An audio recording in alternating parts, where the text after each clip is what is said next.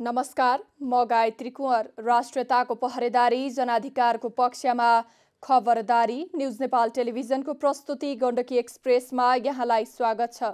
पोखरा प्रसारण केन्द्रको प्रस्तुति गण्डकी एक्सप्रेस सुरु गरौं आजको समाचारका हेडलाइन्सबाट।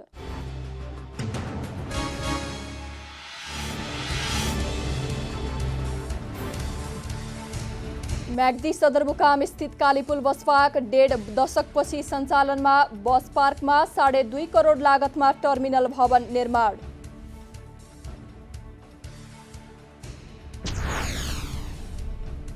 गण्डकी प्रदेशमा 269 जनामा डेङ्गुको संक्रमण। बढी संक्रमित भएका नेपालमा 10 जिल्लाको सूचीमा कास्की पनि।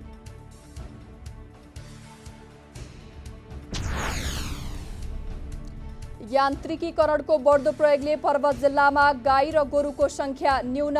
1 वर्षको अवधिमा 1000ले कमी।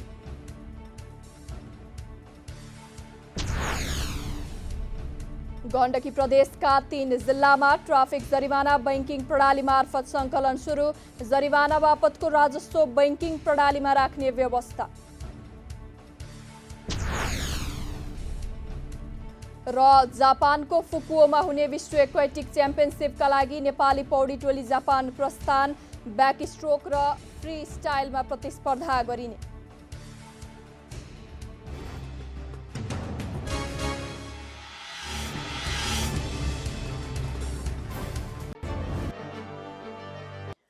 अब गण्डकी एक्सप्रेस विस्तारमा सुरु गरौं बस पार्क सञ्चालनको प्रसङ्गबाट।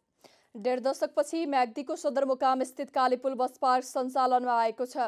संघीय प्रदेश र बेनी नगरपालिकाको संयुक्त लगानीमा बस पार्कमा भौतिक पूर्वाधार निर्माण भएसँगै मोस्ताङको प्रवेशद्वारका रूपमा रहेको बस पार्क व्यवस्थित रूपमा सञ्चालनमा ल्याइएको हो।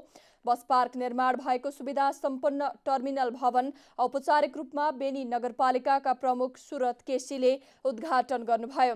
बस पार्कलाई सरसफाई गरेर चिटिक्क पारिएको छ। सवारी साधन व्यवस्थित रूपमा पार्किङ गरेर राखिएका छन्। बस पार्कमा टर्मिनल भवन, पार्किङ स्थल, शौचालय, खाजा घर र प्रतीक्षालय लगायतका पूर्वाधार निर्माण भएपछि हिउँदमा धुलो, बर्खामा हिलो र अव्यवस्थित पार्किङको समस्या हटेको बेनी नगरपालिकाका प्रमुख केसीले बताउनुभयो।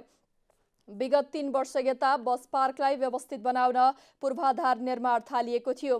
कालीगण्डकी नदी कटानको जोखिममा परेको बस पार्कको संरक्षणका लागि तटबन्ध निर्माण, बस पार्क कालोपत्रे, ट्याक्सी र बस पार्किङ स्थल ढलान गरेपछि धुलो र हिलोको समस्या हटेको बेनी नगरपालिका 8 का वडाध्यक्ष उत्तम कर्मचारीले बताउनुभयो।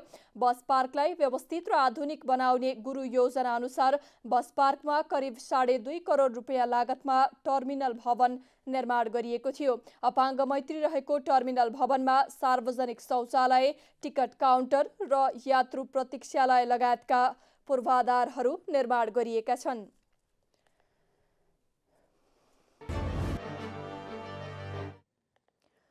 पोखरामा डेङ्गुको संक्रमण बढेको छ। सरुवा रोग नियन्त्रण महाशाखाका निर्देशक रुद्रप्रसाद मरासिनीले 1 हप्ता यता संक्रमण बढेको बताउनु भएको छ। उहाँका अनुसार पानी परेसँगै पानी जम्ने र जमेको पानीमा लामखुट्टेका लार्भा बढ्न थालेर संक्रमण दिनानुदिन बढिरहेको छ। गण्डकी प्रदेशमा 269 जनामा संक्रमण देखिएको छ। बढी संक्रमित भएका नेपालका 10 जिल्ला मध्ये कास्की पनि परेको छ।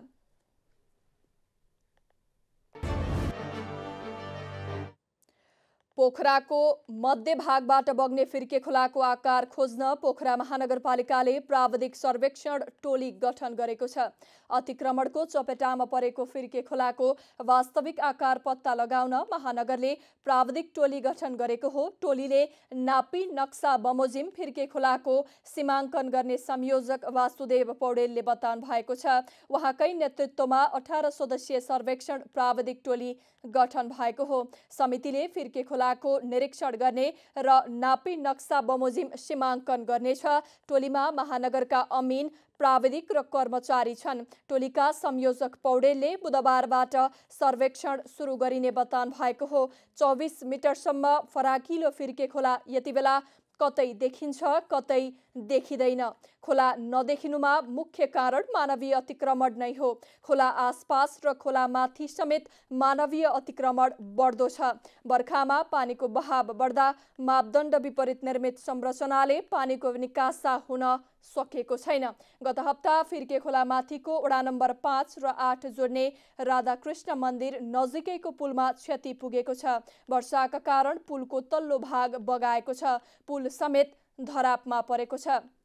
खोलाको पानीले उचित निकासा नपाउँदा पुलमा क्षति पुगेको सरोकारवाला निकाय बताउँछन्। खोलामा अतिक्रमण बढ्न थालेपछि मेयर धनराज आचार्यले मापदण्ड विपरीतका संरचना छिट्टै भत्काउने बताउँदै आउनु भएको छ। कृषि क्षेत्रमा भित्रिएको यान्त्रिकीकरण र चौपायामा आउने रोगका कारण जिल्लामा गाई र गोरुको संख्यामा 1 वर्षको अवधिमा नै करिब 1000ले कमी आएको छ। भेटेनरी अस्पताल तथा पशु सेवा विज्ञ केन्द्र पर्वतको तथ्याङ्क अनुसार आर्थिक वर्ष 2078-79 मा जिल्लामा 29,025 वटा गाई र गोरु रहेकोमा आर्थिक वर्ष 2079-80 मा 990ले घटेर 28,035 कायम भएको छ। परम्परागत खेती प्रणालीमा गोरुले खेतबारी जोत्ने गरेको भए पनि पछिल्लो समयमा कृषिका सरोकारवाला निकाय र स्थानीय तहहरूले पनि आधुनिक हलो मिनी टिलर बाँड्दै आइरहेका छन्। गोरुले खेतबारी जोत्दा लामो समय लाग्ने र समयको बर्बादी गर्ने तथा कृषकलाई बढी दुःख हुने भएकाले कृषकहरू मिनी टिलरमा आकर्षित हुँदै गइरहेका छन्। यसैको प्रभावस्वरूप हरेक वर्ष गाई गोरु पाल्ने कृषक र गाई गोरुको संख्यामा कमी आउँदै जाने सम्भावना देखिएको छ। कार्यालय प्रमुख रामजी पौडेलले अन्य चौपाया तथा पशु पंक्षीको पालनामा 2 आर्थिक वर्षमा खासै भिन्नता नरहेको भए पनि गाई गोरु र बङ्गुर पालनमा कमी आएको बताउनु भएको हो। बङ्गुरमा अफ्रिकन स्वाइन फिभर नामक रोगले पालनमा कमी आएकाले रोग नियन्त्रणमा आएपछि आगामी वर्षहरूमा फेरि संख्या बढ्नेछ। तर गाई गोरुलाई पनि यान्त्रिक उपकरणले विस्थापित गर्दै लगेकाले संख्या घट्दै जाने देखिएको उहाँको भनाइ छ। भैँसीको संख्या करिब 33,000 रहेकोमा यही संख्या नै कायम छ। यान्त्रिकीकरणले गाई र गोरुको संख्या घट्दै गएको बेलामा लम्पी स्किन रोगले पनि संख्या घटाउन सहयोग गरेको देखिएको छ। बागलुङका सबै स्थानीय तहका वडामा पशु चौपायालाई लम्पी स्किन रोगबाट बचाउन औषधि र खोप पठाएको छ। भेटनेरी अस्पताल तथा पशु सेवा विज्ञ केन्द्रले औषधि र खोप पठाएको हो। 2900 पशु बिरामी भएकाले पालिका तहका प्राविधिक मार्फत खोप र औषधि पठाइएको भेटनेरी अस्पताल तथा पशु सेवा विज्ञ केन्द्रका प्रमुख तथा वरिष्ठ पशु चिकित्सक डाक्टर ऋषिराम सापकोटाले बताउनुभयो। केन्द्रले बागलुङ नगरपालिकाका लागि 500 पशुलाई पुग्ने खोप पठाएको छ। लम्पी स्किनबाट बागलुङमा 166 गाईको मृत्यु भएको छ। लम्पी स्किन रोगका गाई गोरुको शरीरमा गिर्खा आउने, पाक्ने, रगत र पिप जम्ने जस्ता 104 डिग्री भन्दा बढी ज्वरो आउने हुन्छ। फार्म नै सञ्चालन गरेका किसानलाई गाई गोरु यस रोगबाट बढी बिरामी भएको पाइएको छ। वैशाखमा बागलुङको बडीघाट गाउँपालिकामा पहिलो पटक लम्पी स्किनको संक्रमण देखिएको थियो। त्यसपछि क्रमशः अन्यत्र फैलिएको सापकोटाले बताउनुभयो। पशु बिरामी हुँदा दूध उत्पादन घटेको छ।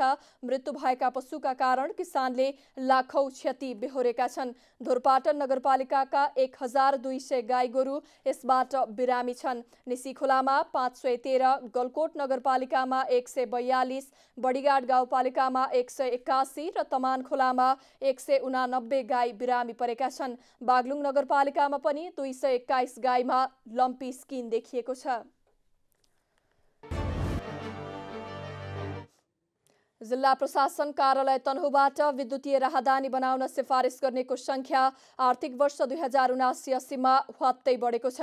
आर्थिक वर्ष 2079-80 मा जिल्ला प्रशासन कार्यालयद्वारा 22,671 जनाको सिफारिस गरिएको छ। उक्त संख्या आर्थिक वर्ष 2078-79 को भन्दा 13,817 जनाले बढी हो। जिल्ला प्रशासन कार्यालयबाट राहदानी सिफारिस गरिएको यो संख्या हालसम्मकै बढी भएको राहदानी फाँटका खरिदार सुमन थापा मगरले जानकारी दिनुभएको छ। आर्थिक वर्ष 2078-79 कार्यालयबाट राहदानी सिफारिस गरिएको संख्या 8,854 रहेको थियो भने 6,619 जनालाई राहदानी वितरण गरिएको थियो। विदेश अध्ययन गर्न जाने विद्यार्थी, वैदेशिक रोजगारीमा जाने तथा आफन्त भेट्न विदेश जानेको संख्या ह्वात्तै बढेको थापा मगरले बताउनु भएको छ।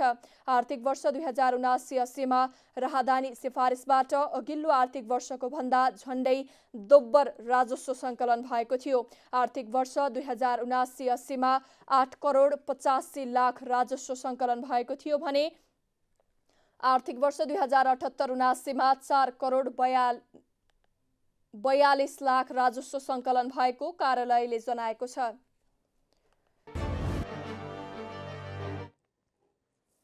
गण्डकी प्रदेशका 3 जिल्लामा ट्राफिक नियम उल्लङ्घन गरे बापत तिर्नुपर्ने जरिवाना बैंकिङ प्रणाली मार्फत लिन सुरु गरिएको छ। कास्की, तनहुँ र नवलपुर जिल्लामा बैंकबाट भुक्तानी सुरु गरिएको हो।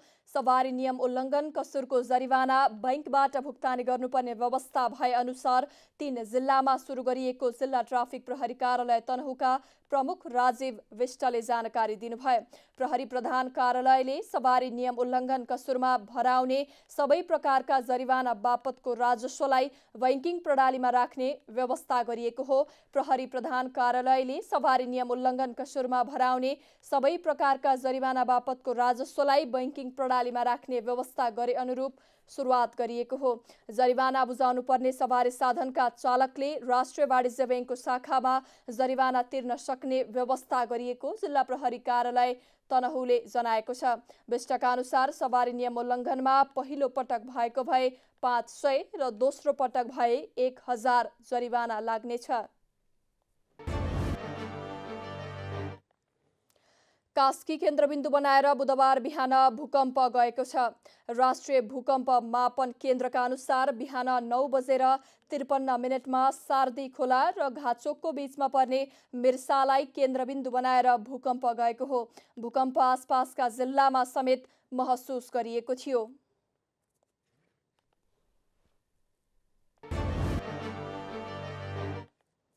हिमाली जिल्ला मनाङमा आर्थिक वर्ष 2079-80मा जङ्गली जडीबुटी बिक्रीबाट 26,44,229 राजस्व सङ्कलन भएको छ। जिल्लामा पर्ने अन्नपूर्ण संरक्षण क्षेत्र परिसरमा पाइने यार्सा गुम्बा, वन लसुन, जिम्बु, टिमुर, निगालो जस्ता जङ्गली जडीबुटी बिक्रीबाट राजस्व सङ्कलन भएको अन्नपूर्ण संरक्षण क्षेत्र आयोजना कार्यालय मनाङले जनाएको छ। यस आर्थिक वर्षमा यार्सा गुम्बा बिक्रीबाट 25,48,200 लगायत टिम्बुर काठबाट 34,592 राजस्व सङ्कलन भएको अन्नपूर्ण संरक्षण क्षेत्र आयोजना कार्यालयका प्रमुख लेखनाथ गौतमले जानकारी दिनुभएको छ। अघिल्लो आर्थिक वर्षमा जङ्गली जडीबुटी सङ्कलनबाट 40,000 16,064 राजस्व सङ्कलन भएको थियो। मनाङमा जडीबुटी सङ्कलनबाट हुने आम्दानी स्थानीय तह मातहत राख्न सकिएमा आन्तरिक आय वृद्धि हुने स्थानीय तहको अनुमान छ।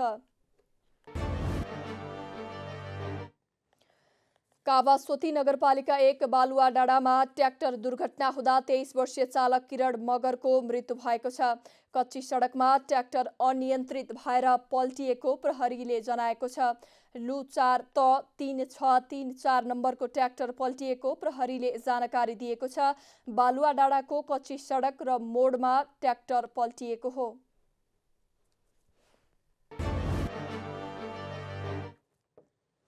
कास्की प्रहरीले ठूलो परिमाणमा अवैध लागू औषध गाँजा सहित एक व्यक्तिलाई पक्राउ गरेको छ।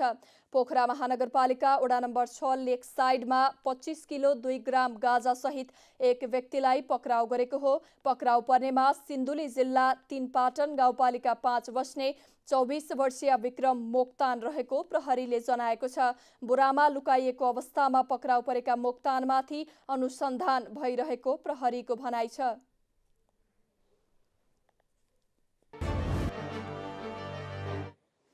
दिन दहाडै महिलाको घाँटीबाट सुनको सिख्री लुट्ने युवकलाई लमजुङ प्रहरीले पक्राउ गरेको छ।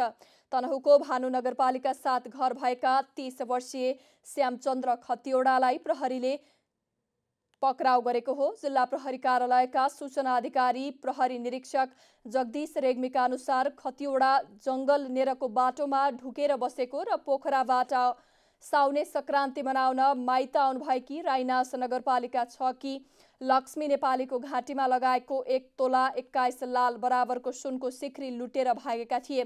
खतिवडालाई स्थानीय प्रहरी चौकीबाट खटिएको टोलीले घटनास्थल नजिकैबाट सुनको सिख्री सहित पक्राउ गरेको हो।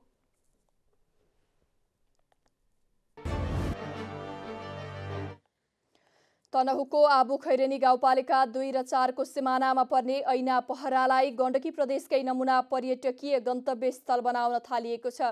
पृथ्वीराज मार्गदेखि नजिकै रहेको ऐना पहरामा रहेका प्राकृतिक पहरा र ढुङ्गामा कलात्मक मूर्ति लगायत आकर्षक संरचना निर्माण गरिँदैछ। ऐना पहरा स्थित झरनाको आडैमा रहेको ठूलो ढुङ्गामा हात्तीको मूर्ति कुद्ने काम सुरु गरिएको गाउँपालिकाका इन्जिनियर पंकज मगरले जानकारी दिनुभयो।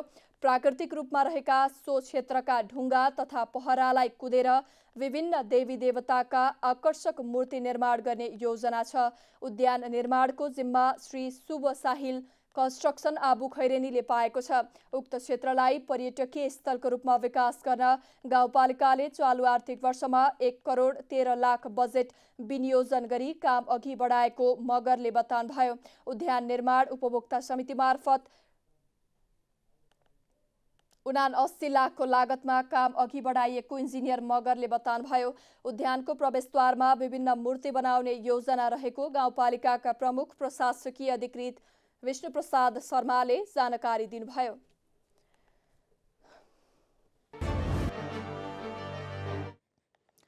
बागलुङ सहेला गाउँका स्थानीय व्यवसायी कागती खेतीमा जुटेका छन्।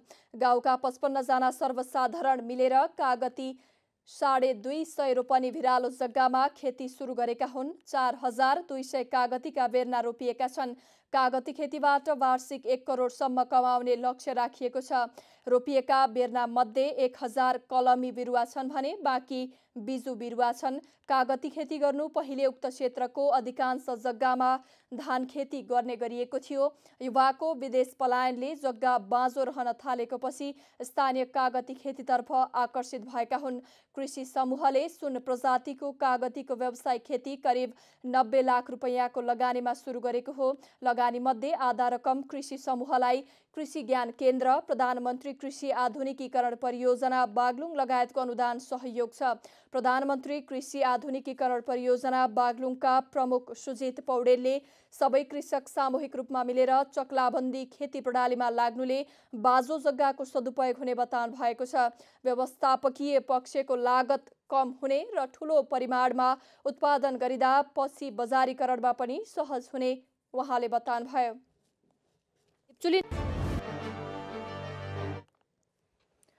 नेपाली बजारमा बुधबार सुन चाँदीको मूल्य बढेको छ। सुनको मूल्य प्रति तोला 600 रुपैयाँले बढेको हो। नेपाल सुन चाँदी व्यवसायी महासङ्घका अनुसार छापावाल सुन प्रति तोला 1,13,100 रुपैयाँ र तेजाबी सुन प्रति तोला 1,12,550 रुपैयाँमा कारोबार भइरहेको छ। त्यसैगरी बुधबार चाँदीको मूल्य हालसम्मकै उच्च बिन्दुमा पुगेको छ। चाँदीको यो मूल्य पछिल्लो रेकर्डभन्दा प्रति तोला 10 रुपैयाँले बढी हो।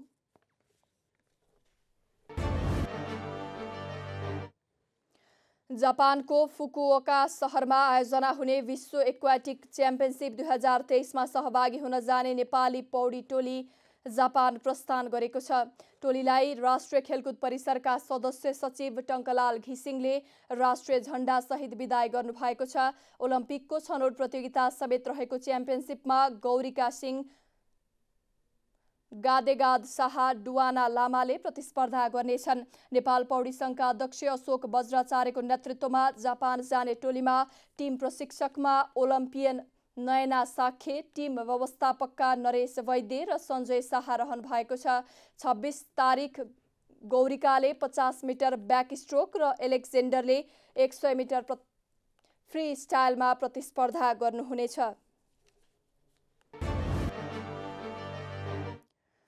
अब मौसम समाचार। बुधबार देशभर आंशिकदेखि सामान्य बदलिरहने जल तथा मौसम पूर्वानुमान महाशाखाले जनाएको छ। देशका पहाडी भूभागका थोरै स्थानहरूमा र बाँकी भूभागका 1-2 स्थानमा हल्कादेखि मध्यम वर्षाको सम्भावना रहेको छ। आज राति कर्णाली र सुदूरपश्चिम प्रदेशमा सामान्यदेखि पूर्ण बदली रही बाँकी भूभागका आंशिकदेखि सामान्य बदली रहनेछ।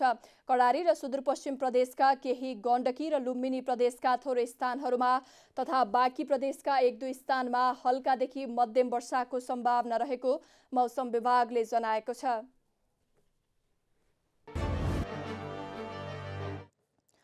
मौसम खबरसँगै हामी गण्डकी एक्सप्रेसको अन्त्यमा आइपुगेका छौं। जाँदा जाँदै हेडलाइन्स न्यूज पुनः एकपटक।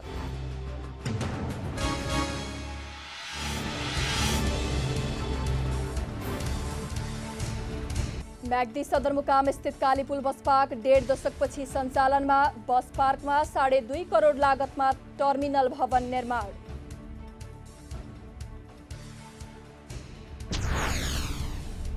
गण्डकी प्रदेशमा 269 जनामा डेङ्गुको संक्रमण। बढी संक्रमित भएका नेपालका 10 जिल्लाको सूचीमा कास्की पनि।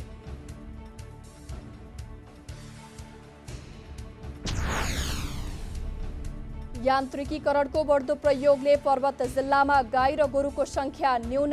1 वर्षको अवधिमा 1000ले कमी।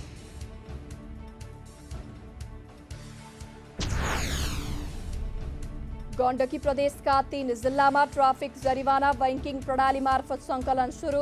जरिवाना बापतको राजस्व बैंकिङ प्रणालीमा राख्ने व्यवस्था।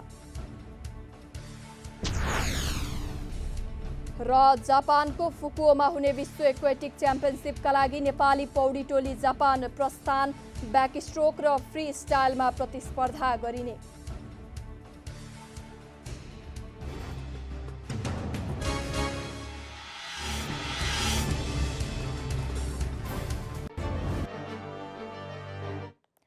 दर्शकवृन्द, न्यूज नेपाल टेलिभिजनमा गण्डकी प्रदेशको प्रस्तुति गण्डकी एक्सप्रेस आजलाई यति नै।